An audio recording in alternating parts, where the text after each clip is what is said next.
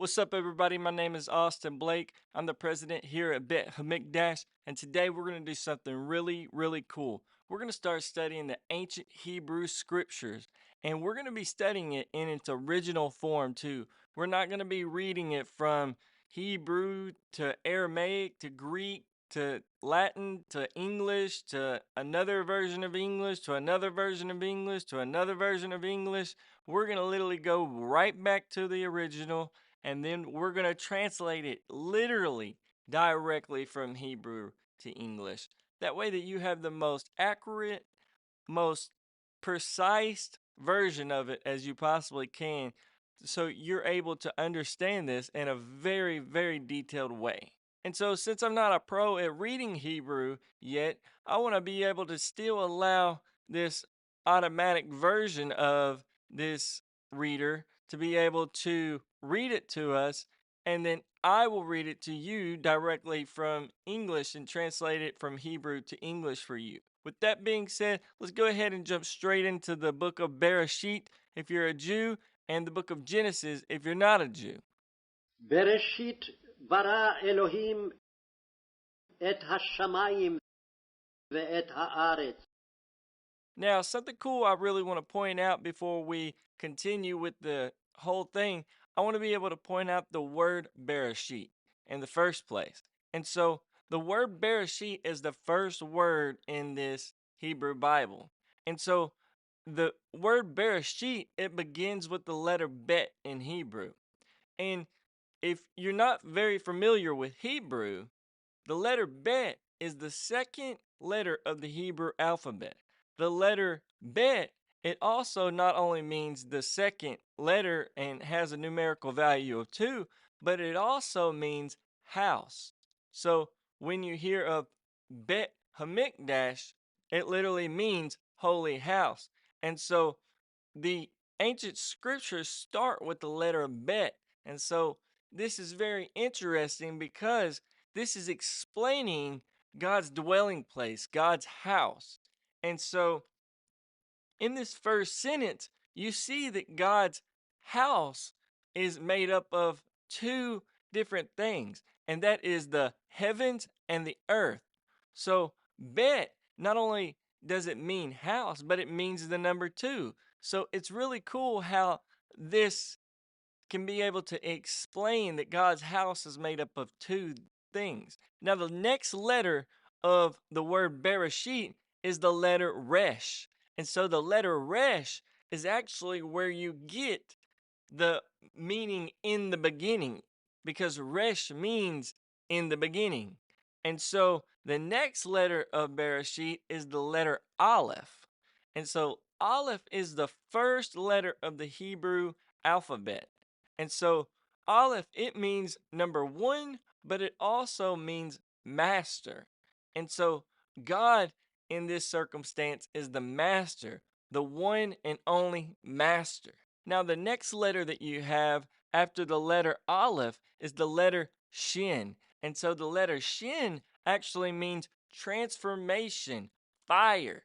And so it's really cool how when you get to the first day here in just a second, you'll actually see that there is light.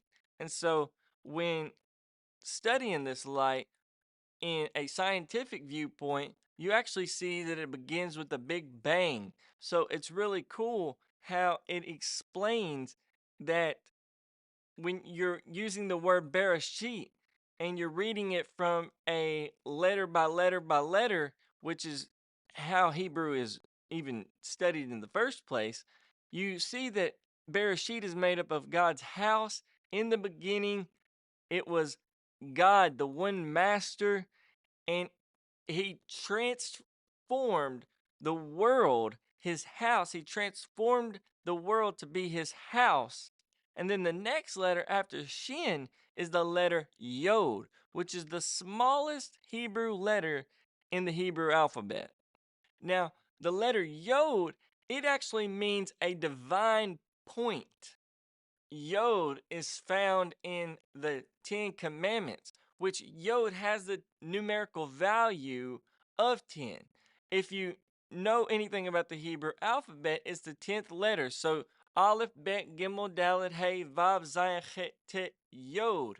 And so Yod is the 10th letter of the Hebrew alphabet. And when God gave the 10 commandments, he had a divine point of energy that was made to say that this is the divine law that is given to you. And the final letter that is used in Bereshit is the letter Tav.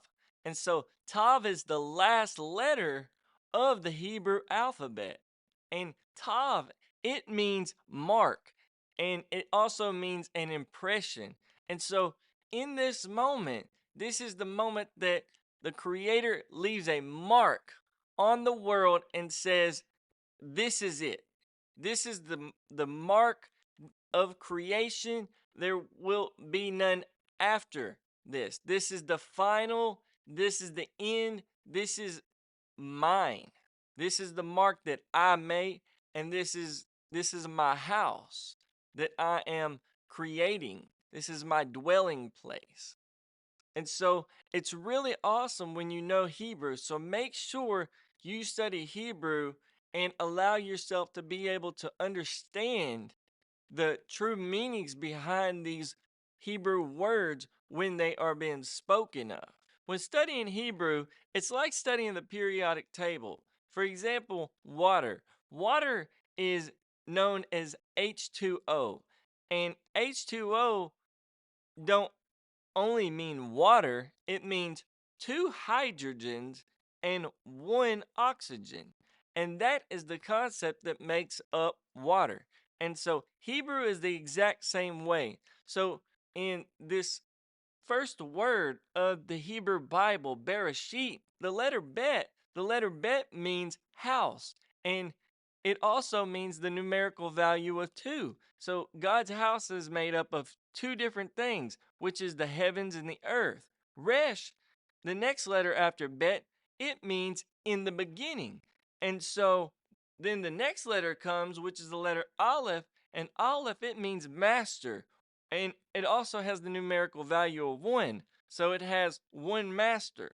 And then the next letter is the letter Shin. And so the letter Shin, he transformed the world. Then the next letter comes, which is the letter Yod, which is the smallest letter, like I said, in the Hebrew alphabet. And Yod, it means a divine point of energy. And so this is the moment that God is giving the divine energy to be able to create his dwelling place. And then it leads up to the next letter, which is Tav. And Tav, it means mark and leaving a impression. And so God is leaving a divine mark at the end, which Tav, it is the last letter of the Hebrew alphabet, so it has the meaning to the end as well. So in the end of this process of his creation, he leaves a mark, a divine point of energy, and finalizes his moment of creation, which we also see this type of symbolism when God created the seventh day. He created the seventh day, and it's not because God was tired and he needed to rest. It was because the moment on the last day that he left a mark and he hallowed that day. And so that became a very holy day. And that's why it's a commandment to remember the Sabbath to keep it holy. So now that you understand the concept of how Hebrew works, let's just jump right back into the text and go ahead and give you the full English version and explain what God is doing. So it says, בראשית ברא אלוהים את השמיים ואת הארץ. it says, in the beginning of God's creation of the heavens and the earth, והארץ הייתה תוהו ובוהו, וחושך על פני תהום, ורוח אלוהים מרחפת על פני המים. Now the earth was astonishingly empty, and darkness was on the face of the deep, and the Spirit of God was hovering over the face of the waters. So, in this circumstance right here, the face of the waters, what does that mean? Because if the earth was empty, that means that there was no water, there was no land, it was empty, there was nothing there. And so, what is this idea of God hovering over the face of the water? Where does that come from? So, when studying science, like I said, in the periodic table, what makes up water? We mentioned that water is made up of hydrogen and oxygen. Two hydrogen, one oxygen. And so space is made up of 70% hydrogen. So space is literally made up of a form of water. So when we identify space, space is actually referred to as the heavens. Anytime the ancient people has ever referred to heaven, it has always been in the cosmos. And so we have to identify God hovering over the face of the waters, a possibility that he is in space hovering over the hydrogen that makes up water. He is hovering over that as the universe is being created. And the next sentence, it says, Vayomer Elohim, Yehi Or, Vayihi Or. and God said, "Let there be light." And there was light. What is this form of light? Because we know that eventually we're going to get to the point to where it says that God made the luminaries. And he made the greater luminary to rule the day and the lesser luminary to rule the night. So, what is this form of light that God is talking about? So we do know the concept, again, going back to science, we know the concept of the Big Bang Theory. According to the Hubble site, the early universe was incredibly hot, too hot for even atoms to exist. As the universe expanded, its temperature and density decreased, the atoms formed then molecules. These atoms then collided and then came up with this big explosion in the universe that ended up creating what we know as the Big Bang. And so that's what science says. And I'm not dismissing that because it is a form of let there be light and there was light. This wasn't proposed until 1927. So what I would ask is how would Moses, the author that supposedly wrote this book Bereshit, how did Moses know this type of information? How did he know if science didn't even prove this type of concept until 1927? And so I would also say that when we have the idea of light, we have the moment of in our movies and things, we have the moment of an idea that pops up and this light bulb appears above a human's head as far as in the cartoons go. So to us humans, when we have an idea, when we have a moment of wisdom, we have this idea that light appears. And so I wouldn't dismiss the science point of view of things, but I would also like to add that maybe this was also the moment in time that the moment of knowledge was created and the moment of the universe being able to have the knowledge to be able to know how precise things needed to be able to make us to where we are today. We literally live in the middle of space, and earth is just literally floating and rotating in a middle in the middle of nowhere. So how does the universe know and have enough wisdom to be able to know exactly how much sunlight that the earth needs, how much different things of gravity that it takes to be able to hold us down, how much air that it takes to be able to keep us breathing, how much water do we need to be able to not drink up all of our water, but even have enough. I mean, we have a very precise of information. So I would also add that this text is not even just talking about the Big Bang. It's also talking about the moment in time where wisdom came out and the moment of wisdom come into existence to the universe itself. And so let's continue with the text. It says, וירא אלוהים את האור כי טוב, ויבדל אלוהים בין האור ובין החושך. and God saw that the light was good, and God separated between light and between the darkness. ויקרא אלוהים לאור יום, ולחושך קר הלילה. ויהי ערב ויהי בוקר, יום אחד. And God called the light day, and the darkness he called night.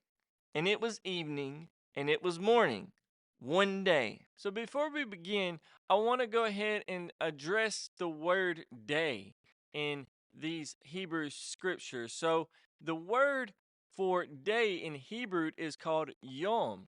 יום אחד. And so yom, it can be taken as a regular day, but it could also mean errors, and it could also mean eons. So it can be a 24-hour day, but it also can be thousands of years or hundreds of thousands of years. So when reading these scriptures, it's not designed to give you a specific number, because the days are not even considered as they used to be in ancient times. Throughout time, the 24-hour day, all of that has fluctuated and changed. So in these scriptures, is not designed to give you a precise number.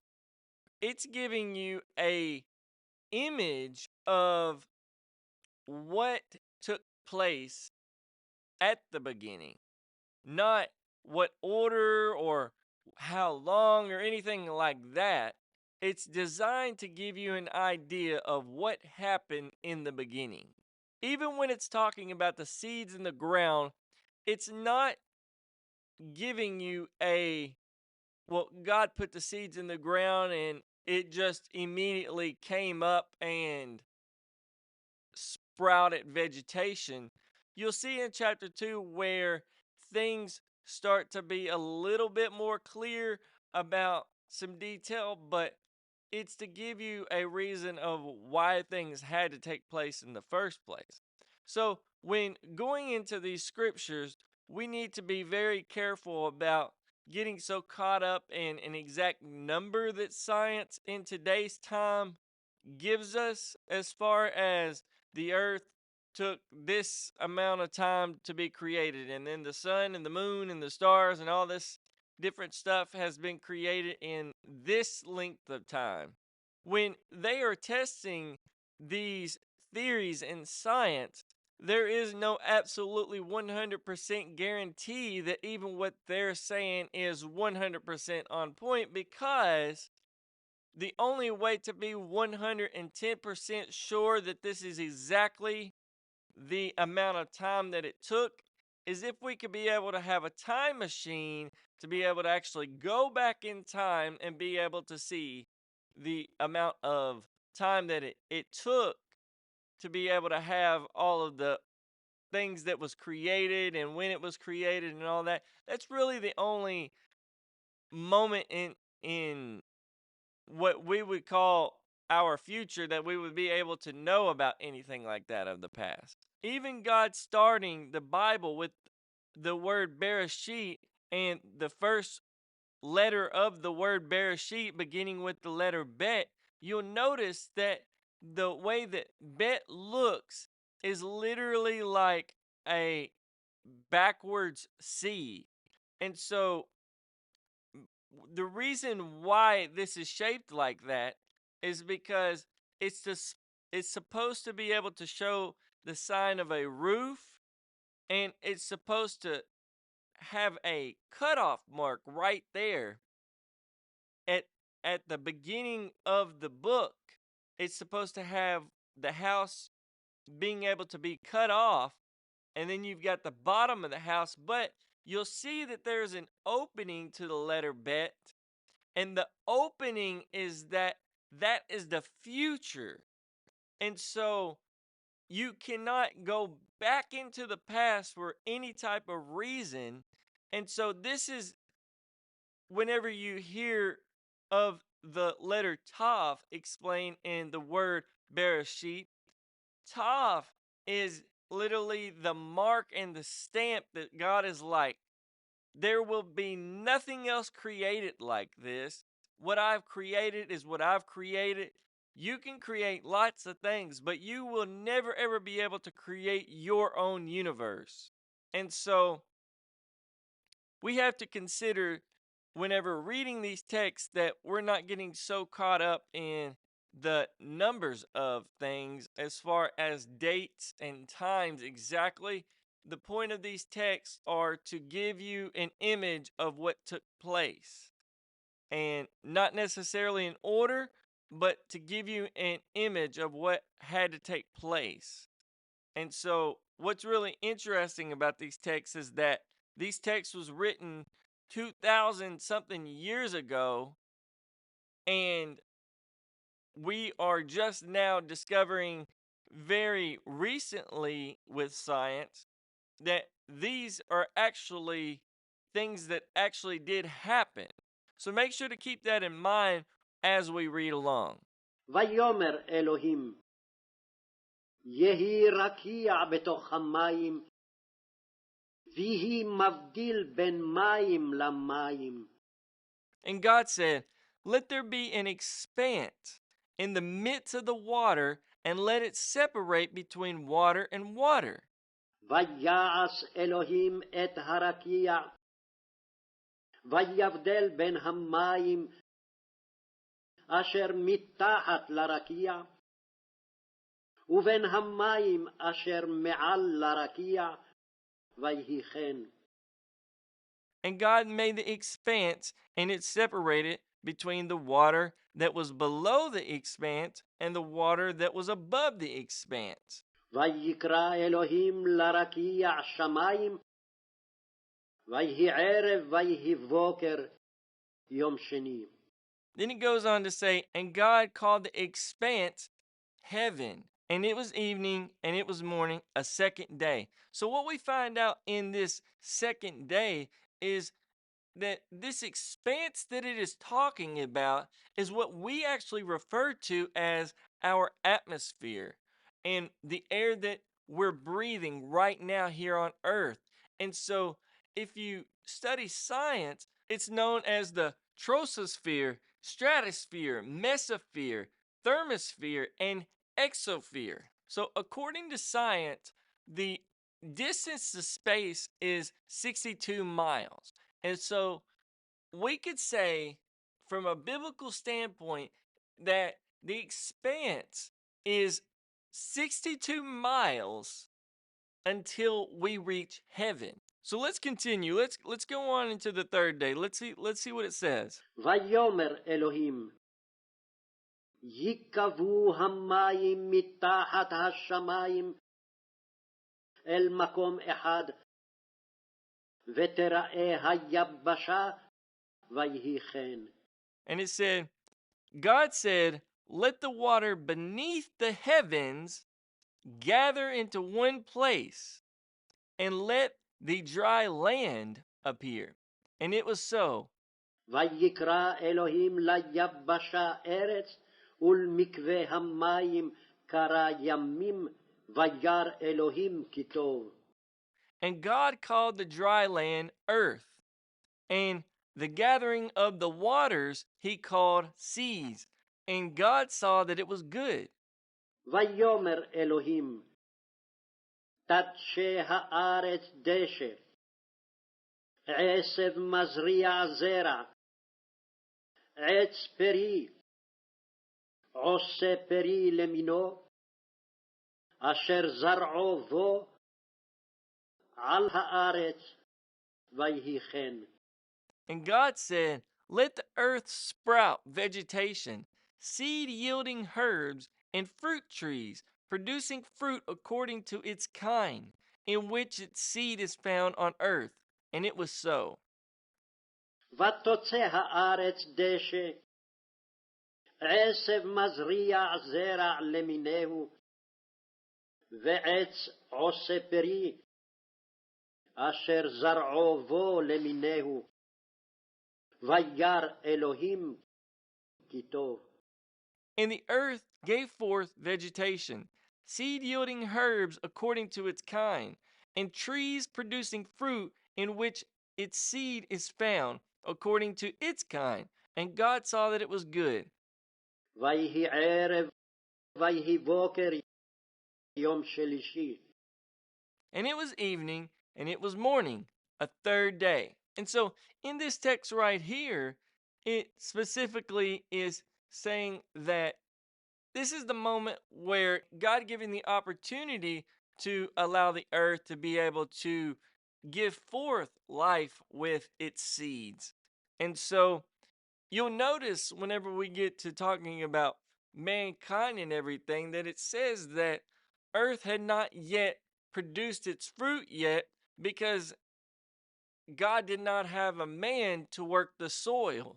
And so this is very critical to keep in mind that when it says God said, let it sprout vegetation and the seed yielding herbs and the fruit trees producing fruit according to its kind, in which its seed is found on earth, and it was so.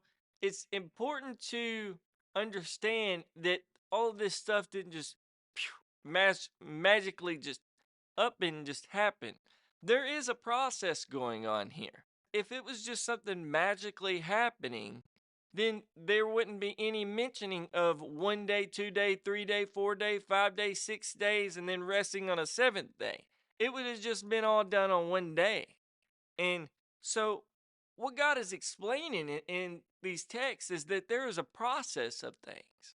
And so, make sure to pay attention to that as we continue to read. Now we're going to jump into that part where I told you about the luminaries and how the greater luminary rules the day and the lesser luminary rules the night. And so here we go. Let's go ahead and let's jump into it. ויאמר אלוהים, יהי מאורות ברקיע השמיים, להבדיל בין היום ובין הלילה, והיו לאותות ולמועדים, ולימים ושנים. And God said, let there be luminaries in the expanse of the heavens to separate between the day and between the night. And they shall be for signs and for appointed seasons and for days and years. והיו למאורות ברקיע השמיים, להאיר על הארץ, ויהי כן. And they shall be for luminaries in the expanse of the heavens to shed light upon the earth. And it was so. ויעש אלוהים את שני המאורות הגדולים, את המאור הגדול לממשלת היום, ואת המאור הקטון לממשלת הלילה, ואת הכוכבים. And God made the two great luminaries, the great luminary to rule the day, and the lesser luminary to rule the night, and the stars. וייתן אותם אלוהים ברקיע השמיים, להאיר על הארץ. And God placed them in the expanse of the heavens to shed light upon the earth. ולמשול ביום ובלילה, ולהבדיל בין האור ובין החושך, וירא אלוהים כי טוב. and to rule over the day and over the night, and to separate between the light and between the darkness. And God saw that it was good. ויהי ערב, ויהי בוקר, יום רביעי. And it was evening, and it was morning, a fourth day. And so now we are told about the sun, and we're told about the moon, we're told about the stars, we're told about the planets, we're talking about everything that makes the cosmos what the cosmos is, and why it seems so beautiful to us when at nighttime we look up into the heavens and we see the beautiful, just absolutely amazing, breathtaking view of the moon and the stars. And when looking at a telescope, we can just see the endlessness in the expanse of the heavens. ויאמר אלוהים, ישרצו המים שרץ נפש חיה, ועוף יעופף על הארץ, על פני רקיע השמיים. And God said, "Let the waters swarm with a swarming of living creatures, and let fowl fly over the earth, across the expanse of the heavens." ויברא אלוהים את התנינים הגדולים ואת כל נפש החיה הרומסת, אשר שרצו המים למיניהם, ואת כל עוף כנף למיניהו. וירא אלוהים כי טוב. And God created the great sea monsters and every living creature that crawls, with which the water swarmed according to their kind, and every winged fowl according to its kind. And God saw that it was good.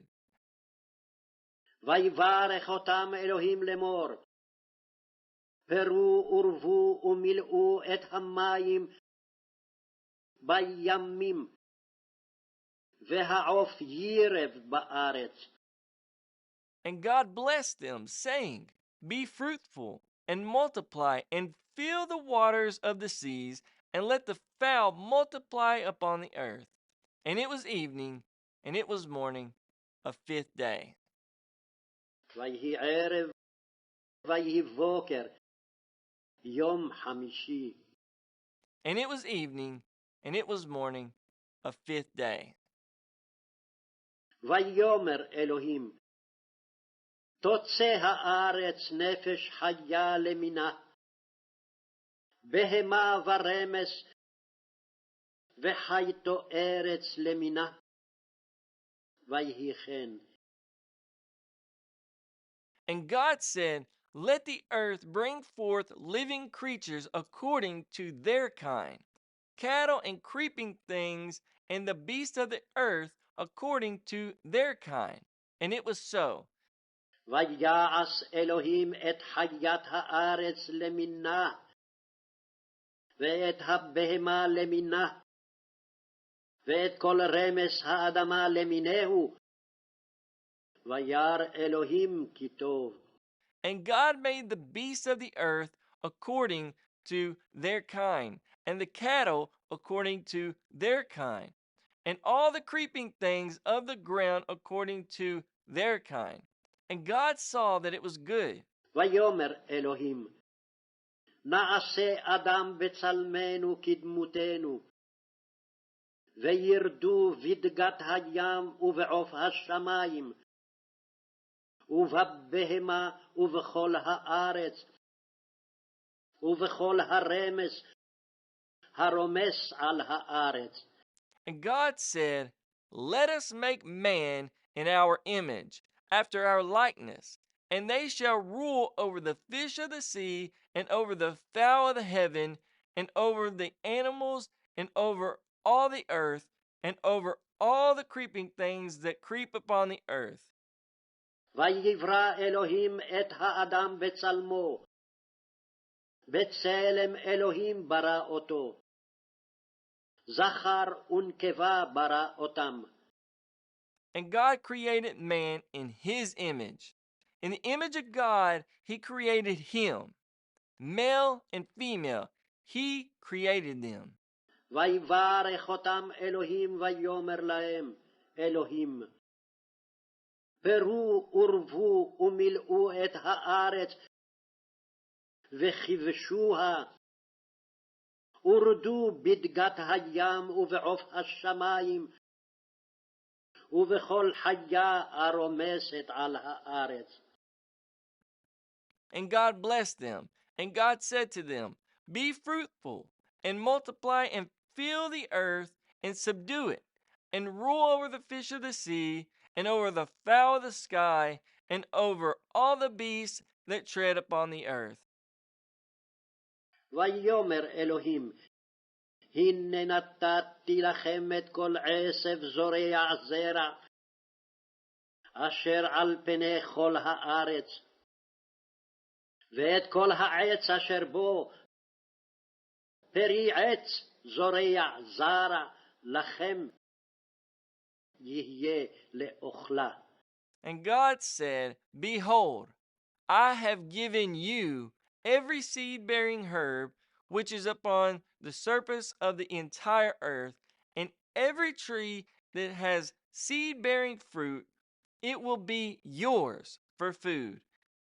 ולכל חיית הארץ ולכל עוף השמים ולכל רומס על הארץ אשר בו נפש חיה את כל ירק עשב לאוכלה ויהי כן. And to all the beasts of the earth, and to all the fowl of the heavens, and to everything that moves upon the earth, in which there is a living spirit, every green herb to eat, and it was so. וירא אלוהים את כל אשר עשה והנה טוב מאוד ויהי ערב ויהי בוקר יום השישי. And God saw all that he had made, and behold, it was very good. And it was evening, and it was morning, the sixth day. So we just finished reading the first chapter of the Hebrew Bible. And so I just want to conclude by saying that so much of this creation idea is actually very proven to be very scientifically. And as we get into the second chapter in our next video, we're going to see a lot of different stuff that maybe you have not got the chance to be able to think about. We're going to think about it in a very biblical viewpoint, but we're also going to try to even consider it in a scientific viewpoint of what science says and how things were made. I guarantee you that what science is a moment of being able to observe and being able to test out certain things and then coming to a very conclusion of type of deal, such as whenever it goes into the next chapter, it's going to tell you that we were made from the dust of the ground. And so by saying that we were made from the dust of the ground, as well as every other living thing as well, so you will see that science actually confirms that our DNA is actually made up of 98% of all of the things that exist on Earth. So when studying biblical knowledge and when studying scientific knowledge, you actually see that they actually very much align with one another. But you have to know both different type of concepts.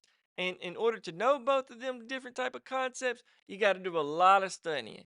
And so that's what we're here for. That's what we're going to do together. We're going to continue to study together. We're just going to continue to grow together, and we're just going to continue to do our best to be able to allow ourselves to understand why are we here in the first place? What's the point in all this? What's the point of me having a conversation with you right now? What's the point of us even existing to have an opportunity at what we consider life in the first place? I know some people believe that we might have been here before, we might have had past lives, or that we might even be reincarnated and have another afterlife. And a lot of people are really worried about the next life. And I'm not saying that it's not okay to think about the next life, but what you do know from a scientific viewpoint right this second is that you do have life, that you can understand that right now you are living. You are right now listening to my voice, and right now you have the opportunity to be able to cherish this moment of life, to be able to cherish that the Creator has created you to be able to create amazing things in this world because you're made in the image of the Creator. And so, look at what humans have did throughout the past few years. We have created so many awesome things. And so, the creation side of us, it comes from being in the image of the Almighty Creator. And so we have to learn how to cherish that. And by learning how to cherish that, we can be able to allow ourselves to be able to stay humble, to remind ourselves that there is something bigger than us, that there is something that can keep us humble enough to stay low, and remind us that there is something higher that is also with us, that is guiding us, that has a plan for us, that gave us a purpose of life in the first place. And so we have to trust that that Creator is going to use us to be able to make this world a better place. And so I hope that you enjoyed this video. If you did enjoy this video, make sure to like, subscribe, follow, do all that nice stuff. Leave me some comments. Let me know what you want to learn about. Let me know what you thought of this video. Let me know how your life is, who you are, where you are in the world. I just want to know so much about you, and I just want to be able to grow with you. And so, with that being said, I thank you so much for tuning in with me, and we'll see you next time here at Beit Hamikdash.